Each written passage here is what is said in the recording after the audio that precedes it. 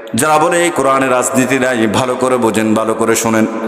এই কোরআনের ভিতরে মানব জীবনে যা কিছু প্রয়োজন, দুনিয়ার জীবনে আখিরাতের জীবনে সব কিছু আল্লাহ রব্বুল আলামিন এই কোরআনটার ভিতরে ঢুকায়া দিয়েছেন। কোরআনের মধ্যে পারিবারিক নীতি, রাষ্ট্রনীতি, অর্থনীতি, সমাজনীতি, রাজনীতি এগুলো আছে কিনা? কারণ আমরা মানুষ, দুনিয়ায় থাকতে হলে আমাদের রাজনীতি করা লাগে। আমাদের ইউনিয়ন নির্বাচন রয়েছে, পৌরসভার নির্বাচন রয়েছে, জাতীয় নির্বাচন রয়েছে। এগুলো তোমার ভিতরে আছে কিনা? কোরআনকে যদি আপনি প্রশ্ন করেন, কোরআন আপনার জবাবে বলবে ওয়ানাজ্জালনা আলাইকাল কিতাবা তিবয়ানাল লিকুল্লি শাই ওয়া হুদাও ওয়া রাহমাতাও ওয়া বুশরা লিল মুসলিমিন।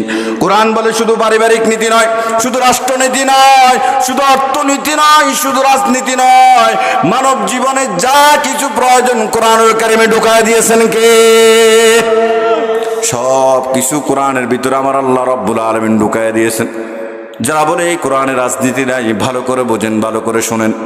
এই কোরআনের ভিতরে মানব জীবনে যা কিছু প্রয়োজন, দুনিয়ার জীবনে আখিরাতের জীবনে সব কিছু আল্লাহ রাব্বুল আলামিন এই কোরআনটার ভিতরে ঢুকায় দিয়েছেন। এবার আসেন কোরআনকে আমরা প্রশ্ন করি, কোরআন তোমাকে মানলে আমাদের লাভ কি, ফায়দা কি? কোরআন তোমাকে যদি মানি আমাদের লাভ হবে কি, আমাদের ফায়দা হবে কি? কোরআন বলেন فمن تبع هداي فلا خوف عليهم ولا هم يحزنون।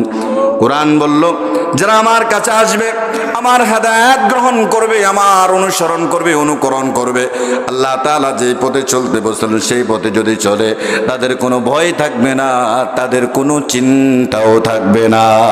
সুবহানাল্লাহ।